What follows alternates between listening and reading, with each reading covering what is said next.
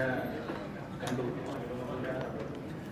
അങ്ങനെ ഒരു പെൺകുട്ടിയെ എനിക്ക് അറിയില്ല, ഞാൻ കണ്ടിട്ടില്ല, സംസാരിച്ചിട്ടില്ല. ഹലോ മനുഷ്യേട്ടൻ, ഓക്കെ. ഇത് ഒരു ബേസ്ലെസ് ആയിട്ടുള്ള ഒരു അലിഗേഷനാണ്. ഞാനിവിടെ നേരത്തെ പറഞ്ഞ പോലെ കാണുകയോ സംസാരിക്കുകയോ ഒന്നും ചെയ്തിട്ടില്ല.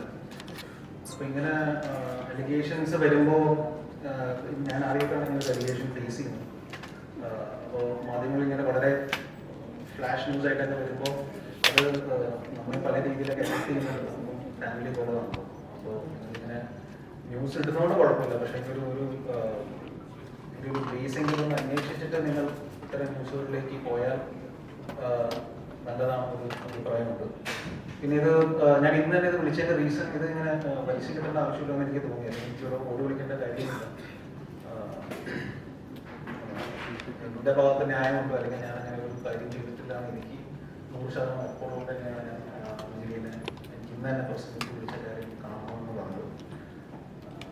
അതില് സത്യമായിട്ടുള്ള കാര്യമല്ല. പക്ഷെ ഇത് ഞാൻ അറിഞ്ഞത് FIR രജിസ്റ്റർ ചെയ്തതാണ്. FIR രജിസ്റ്റർ ചെയ്തൊരു കേസ് നിയമത്തിന്റെ വഴിയിലാണ് പോകുന്നത്. അപ്പോൾ നിയമത്തിന്റെ എല്ലാ വഴികളിലും ഞാൻ സഞ്ചരിക്കേണ്ടി വരും. അത് എത്ര നാളെന്നുള്ളത് എനിക്കറിയില്ല. പക്ഷെ ഞാൻ തിരിച്ചും നിയമപരമായിട്ട് അത് ഫൈറ്റ് ചെയ്യും. അതിൽ ഏതറ്റം വരെ പോകണമെങ്കിൽ ഏതറ്റം വരെ ഞാൻ പോകും. ഇത് സത്യമല്ല, എന്നെ കൊണ്ടാവുന്ന രീതിയിൽ എൻ്റെ കയ്യിൽ എന്തെങ്കിലും അങ്ങനെ തെളിവുകളൊന്നുമില്ല. പക്ഷെ ഞാനത് പ്രൂവ് ചെയ്യാൻ വേണ്ടിയിട്ട് എൻ്റെ എല്ലാ വഴികളും ഞാൻ ശ്രമിക്കുന്നതാണ്. കാരണം ഇത് ഇങ്ങനെ ഒരു ഫേക്ക് അലിഗേഷൻസ് ഇങ്ങനെ വന്ന് തുടങ്ങിയാൽ ഇവിടെ എല്ലാവർക്കും ജീവിക്കണമല്ലോ. നാളെ ആർക്കെതിരെയും വരാം.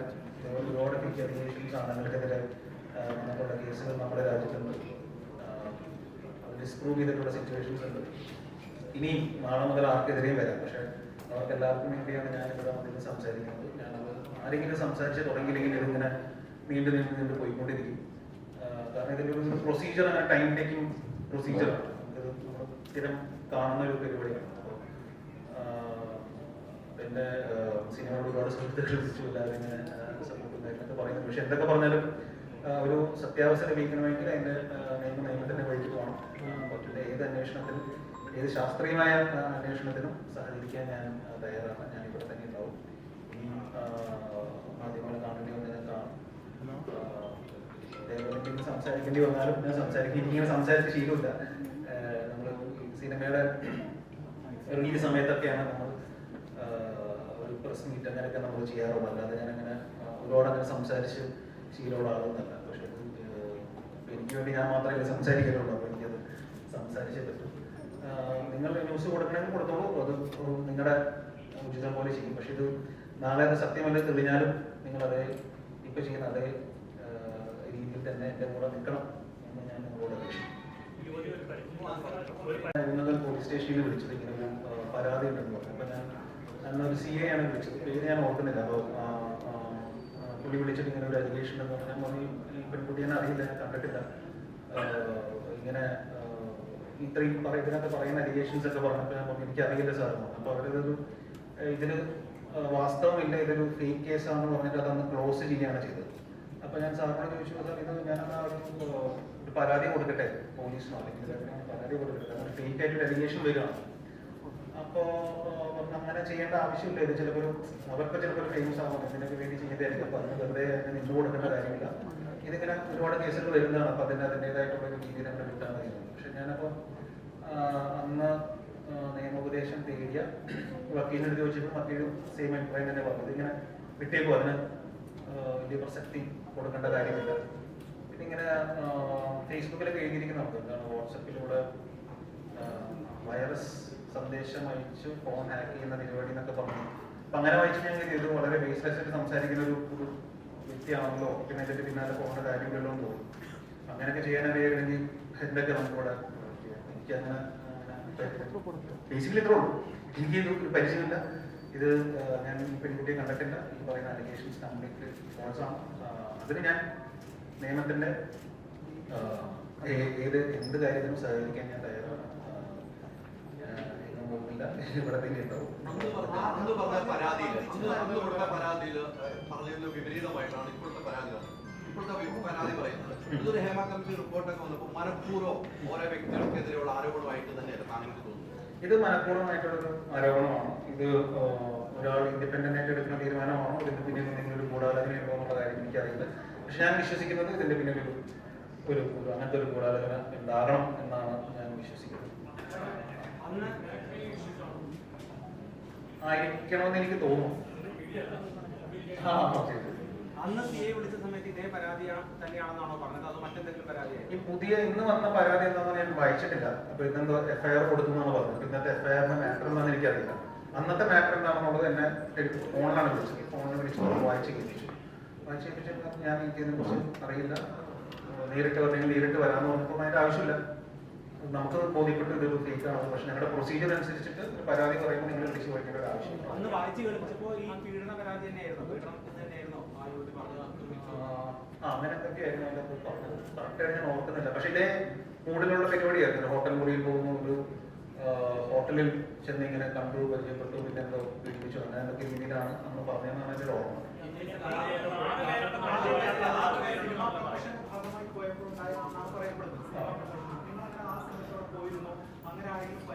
ഇത് ഏത് സമയത്താണെന്നുള്ളത് കഴിഞ്ഞ വർഷം നവംബർ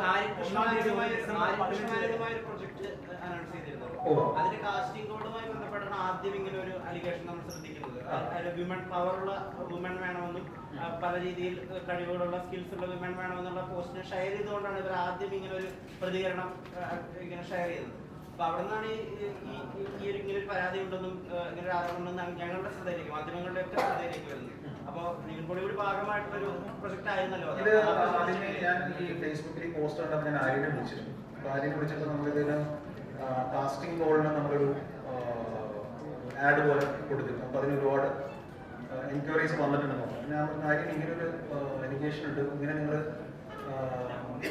എന്താ പറയുക ഓഡിഷൻ നടത്തിയിരുന്നോ എന്ന് ചോദിച്ചു. അപ്പൊ ആര്യൻ പറഞ്ഞു ഞങ്ങൾ ഓഡിഷൻ നടത്തിയിട്ടില്ല, നമുക്ക് ഒരുപാട് എൻട്രി വന്നതിൽ നിന്ന് ആര്യന് മനസ്സിൽ ഇഷ്ടപ്പെട്ട ആൾക്കാരെ ഷോർട്ട് ലിസ്റ്റ് ചെയ്തുകൊണ്ടിരിക്കുന്നതാണ്, ഞങ്ങൾ ഇതുവരെ ഓഡിഷനിലേക്ക് എത്തിയിട്ടില്ല. ഞാൻ വിചാരിച്ചു ഈ ഓഡിഷനിൽ വന്നിട്ടുള്ള ആരോ ഇനി എന്തെങ്കിലും ഓഡിഷൻ നടത്തി അതിന് ഇഷ്ടപ്പെടാത്ത എന്തെങ്കിലും കാര്യങ്ങൾ ഇവരുടെ ഭാഗത്ത് ഉണ്ടായിട്ടാണോ എന്ന് ഞാൻ ക്രോസ് ചെക്ക് ചെയ്താണ് ആദ്യമേ. പക്ഷെ അപ്പൊ അങ്ങനെ ഒരു പരിപാടി അതായത് ഓഡിഷനിലേക്ക് അത് നടന്നിട്ടില്ല എന്നാണ് സംവിധായകനാണ് ഇത് പറഞ്ഞത്.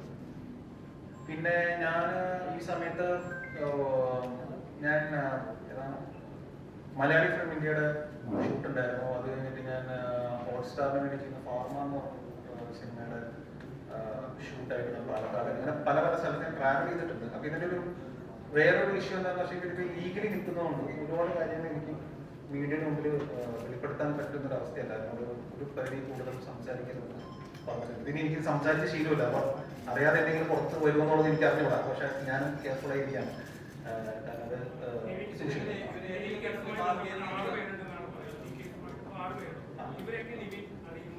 ഇതിൻ്റെ അകത്ത് പറയുന്ന ഒരു വ്യക്തിനെ അറിയാം. അദ്ദേഹം പേര് പറയാൻ എനിക്കറിയാം, ഞാൻ പറയാം. ഒരു വ്യക്തിനെ അറിയാം. ആ വ്യക്തി സിനിമയിൽ മലയാള സിനിമയിൽ ഒരുപാട് പേർക്ക് ഫണ്ട് ചെയ്യുന്ന ആളാണ്. ഞാനും പുള്ളിയുടെ നിന്ന് ഫണ്ട് മേടിച്ച് സിനിമകൾ ചെയ്തിട്ടുണ്ട്. മലയാള സിനിമയിൽ ഒരുപാട് പേര് പുള്ളിയുടെ നിന്ന് ഫണ്ട് മേടിച്ച് ചെയ്യുന്ന ഒരാളാണ്. അങ്ങനത്തെ ഒരു ബന്ധം മാത്രമേ എനിക്ക് പുള്ളിയായിട്ടുള്ളൂ. സാമ്പത്തികമായിട്ടുള്ള നമ്മളൊരു സിനിമ ചെയ്യുമ്പോൾ ഇപ്പോൾ നമ്മളൊരു 10 കോടിക്ക് സിനിമ ചെയ്യുകയാണെങ്കിൽ ചിലപ്പോൾ നമ്മൾ 5 കോടി ഇങ്ങനത്തെ ഫിനാൻസിയേഴ്സിനായിട്ട് നമ്മൾ കടം മേടിച്ച് പടം ചെയ്ത് ബിസിനസ് ആകുമ്പോൾ പൈസ തിരിച്ചു കൊടുക്കും. അപ്പം അങ്ങനെ ഒരു പ്രൊസീജിയറിൽ നമ്മൾ ഒരുപാട് പേരുടെ പൈസ മേടിച്ചിട്ടാണ് മലയാള സിനിമയിൽ എല്ലാവരും പടം ചെയ്യുന്നത്. അപ്പം അങ്ങനത്തെ മലയാള സിനിമയ്ക്ക് ഫണ്ട് ചെയ്യുന്ന ഒരാളാണ്. അങ്ങനത്തെ ഒരു ബന്ധം മാത്രമേ എനിക്ക് പുള്ളിയായിട്ടുള്ളൂ. അല്ലാതെ പേഴ്സണലി കഴിഞ്ഞ വർഷം നവംബർ 1 മുതൽ ഇല്ല.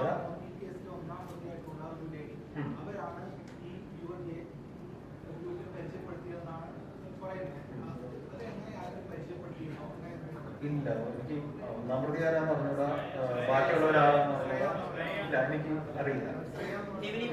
മറ്റൊരു ആരോപണം, ഇങ്ങനൊരു കേസ് കൊടുത്തപ്പോൾ ഇവര് കഞ്ചാവുമായി ദമ്പതിമാർ പിടിയെന്ന രീതിയിൽ ഇവരുടെ പേരിനെയും മറ്റും ഉദ്ദേശത്തിലെത്തിക്കുന്ന ഒരു കേസ് ഉണ്ട് എന്നുള്ള രീതിയിലൊരു FIR എഴുത്ത് രീതിയിൽ സോഷ്യൽ മീഡിയയിലൊക്കെ പരക്കുന്നുണ്ട്. അങ്ങനെ ഒരു വാർത്ത അറിഞ്ഞിട്ടുണ്ടോ? അല്ല, അത് പോലീസ് അന്വേഷിക്കേണ്ട കാര്യമാണല്ലോ. അങ്ങനെ അവരുടെ ബാക്ക് പ്രൂഫ് എന്താണെന്നുള്ളത് അവരാണ് അന്വേഷിക്കേണ്ടത്. എനിക്കറിയില്ല. എനിക്ക് ഇവരെ കുറിച്ച് അറിഞ്ഞുകൂടാ. ഇവരാരാന്ന് പറഞ്ഞുകൂടാ. ഇവരെ ഞാൻ പേഴ്സണലി കണ്ടിട്ടോ അല്ലെങ്കിൽ സംസാരിച്ചോ അല്ലെങ്കിൽ ഇന്ററാക്ട് ചെയ്തോ മെസ്സേജ് അയച്ചോ ഫോൺ വിളിച്ചോ വാട്സപ്പ് ചെയ്തോ ഒന്നും ഒരു രീതിയിലും ബന്ധമില്ലാത്ത ഒരു ഇതാണ്. പിന്നെ ഞാൻ പലയിടത്തും പോകുമ്പോൾ ഒരുപാട് പേര് എൻ്റെ അടുത്തും സെൽഫി എടുക്കാറുണ്ട്. അത് നമ്മൾ സിനിമയിൽ അഭിനയിക്കുന്ന ഒരാളായതുകൊണ്ട് എൻ്റെ അടുത്ത് അങ്ങനെ വല്ല സെൽഫി ഫോട്ടോ ഉണ്ടോ എന്നുള്ളതാണ്. അത് നമുക്ക് നോ പറയാൻ പറ്റാത്ത കാര്യമാണ്. അല്ലാതെ ഉള്ള ഒരു രീതിയിലുള്ള കണക്ഷനും ഈ പറയുന്ന കഴിഞ്ഞ നവംബർ 1 മുതൽ ഡിസംബർ 15 കഴിഞ്ഞ വർഷം ഡിസംബർ 15 വരെ ഉള്ള കാലയളവിലാണ് ഇത് നടന്നതെന്നാണ് പറയുന്നത്. ആ സമയത്ത് ഈ പറയുന്ന ഈ നിർമ്മാതാവിനൊപ്പം ഈ ദുബായിൽ ഉണ്ടായിരുന്നു. ഞാൻ നിർമ്മാതാവിനെ ദുബായിൽ വെച്ച് കണ്ടിട്ടുണ്ട്. അതിന്റെ ഡേറ്റ് എനിക്ക് വെളിപ്പെടുത്താൻ പറ്റില്ല. അത് FIR എന്നാണ് ഡേറ്റ് കൊടുത്തേക്കുന്നത് എനിക്ക് അറിഞ്ഞൂടാ. പക്ഷെ ഞാൻ കണ്ടത് ദുബായ് മോളിൽ വെച്ചിട്ടാണ്. ദുബായ് മോളിൽ വെച്ച് ഇദ്ദേഹത്തിന്റെ ഒരു സുഹൃത്തായ റാഫേൽ എന്ന് പറഞ്ഞ ഒരു സുഹൃത്തിനെ പരിചയപ്പെടുത്തിയതാണ്. പുള്ളി ദുബായിലുള്ള പുള്ളിയാണ്. പുള്ളിക്ക് നമ്മൾ ചെയ്യാൻ ഉദ്ദേശിക്കുന്ന സിനിമയിൽ 50% ഫണ്ട് ഇടാൻ വേണ്ടിയിട്ട് റാഫേലിന്റെ കുടുംബവും കൂടി ഉണ്ടായിരുന്നു. ഞങ്ങളവിടെ ദുബായ് മോളിൽ ഫുഡ് കോർട്ടിലിരുന്ന് പറഞ്ഞു. റാഫേലിന്റെ മകനും ഭാര്യയും മകളും ഭർത്താവും അങ്ങനെ അവർ 3 പേരുടെയാണ് വന്നത്. അപ്പോൾ ഈ പറയുന്ന ഫിനാൻസർ ഉണ്ടായിരുന്നു. പക്ഷെ നമ്മൾ സിനിമയുടെ കാര്യം പറഞ്ഞ് അവിടെ നിന്ന് പിരിഞ്ഞു. അല്ലാതെ ഞങ്ങൾ ദുബായിൽ വേറെ എവിടെയും വെച്ച് മീറ്റ് ചെയ്തിട്ടില്ല. ഇത് ഞാൻ പറഞ്ഞു, ഞാനങ്ങനെ ഇത് ഫേസ് ചെയ്തിട്ടോ അല്ലെങ്കിൽ ഇങ്ങനെ എനിക്ക് പരിചയമില്ല. അപ്പൊ എനിക്ക് നിയമോപദേശം തേടുക എന്നുള്ളത് മാത്രമേ ഉള്ളൂ. അപ്പോൾ നമ്മൾ ഈ അന്വേഷണത്തിനെ നമ്മൾ ബഹുമാനിക്കണം. കാരണം ഇതൊരു ഫേക്ക് അലിഗേഷൻ ആണോ ആർക്കും പ്രൂവ് ചെയ്യണം.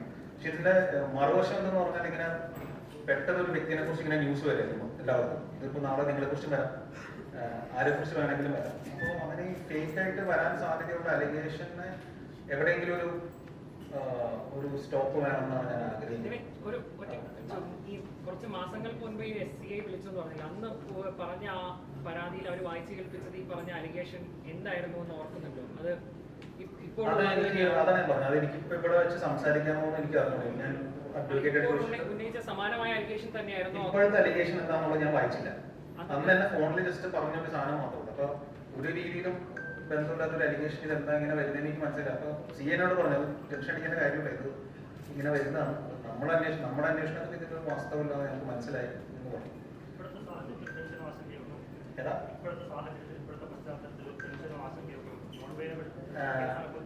അല്ല, അതിപ്പോ നമ്മള് ഫേസ് ചെയ്യേണ്ട ഫേസ് ചെയ്യണം. വേറെ ഒന്നും പക്ഷെ നമ്മുടെ ഇമ്മീഡിയറ്റ് ഫാമിലിയാണ് നമ്മുടെ കൂടെ, അവർക്കാണ് എഫക്ട് ചെയ്യാറ്. പക്ഷെ എന്റെ ഇമ്മീഡിയറ്റ് ഫാമിലി എല്ലാവരും എന്റെ കൂടെ തന്നെ ഉണ്ട്. അവർക്ക് എന്നെ അറിയാം. ഞാനിന്ന് അതിന് ഇതാകുന്നപ്പോ വീട്ടിൽ അമ്മേനെയാണ് വിളിച്ചത്. മമ്മി ഇങ്ങനെ ഒരു വാർത്തകൾ വരുന്നുണ്ട്, നീ ധൈര്യമായിട്ട് ഇരിക്കും, എനിക്ക് ടെൻഷനൊന്നും ഇല്ലാന്നാണ് മമ്മി പറഞ്ഞത്. അപ്പൊ അത് മതി. അപ്പോ ഇതിലൊരു ഗൂഢാലോചനയും ഒരു ദുരൂഹതയൊക്കെ നടക്കുന്നുണ്ടോ? ഉണ്ട്. അത് ഞാൻ പറഞ്ഞു. ഇതിന്റെ നിയമത്തിന്റെ ഏതറ്റം വരെ പോകാൻ പറ്റുമോ അറ്റം വരെ ഞാൻ പോകും. ഞാൻ ഫൈറ്റ് ചെയ്യും. ഞാനിത് അധികം ചെയ്തിരിക്കും. അത് എനിക്ക് വേണ്ടി മാത്രമല്ല, നാളെ ഇതേപോലെ വരാൻ സാധ്യതയുള്ള അലിഗേഷൻ വരാൻ സാധ്യതയുള്ള അല്ലെങ്കിൽ ഡിഫെം ചെയ്ത് ഒരു വ്യക്തിത്വത്തെ നശിപ്പിക്കാൻ സാധ്യതയുള്ള എല്ലാവർക്കും വേണ്ടിയാണ് ഞാൻ നിൽക്കുന്നത്. അത് സിനിമയിലുള്ള ആർക്ക് വേണമെങ്കിലും വരാം, സിനിമയിലുള്ള ഇല്ലാത്തവർക്കും വരാം, മീഡിയക്കാർക്കെതിരെ വരാം, രാഷ്ട്രീയക്കാർക്കെതിരെ വരാം. പക്ഷെ ഇത് ഈ യാത്ര ഞാൻ കണ്ടിന്യൂ ചെയ്തേ പറ്റുള്ളൂ.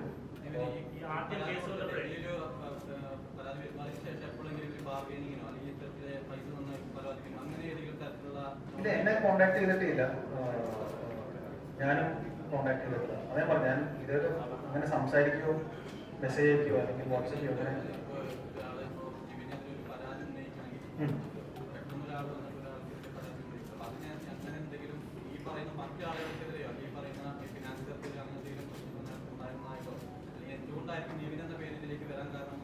എനിക്കതിനകത്ത് പേര് പറഞ്ഞിട്ടുള്ള ബാക്കിയുള്ളവർ ആരാണെന്ന് അറിയില്ല. ഞാൻ പേഴ്സണലി എനിക്ക് പരിചയമില്ലാത്തവരാണ്. അത് ഈ പറയുന്ന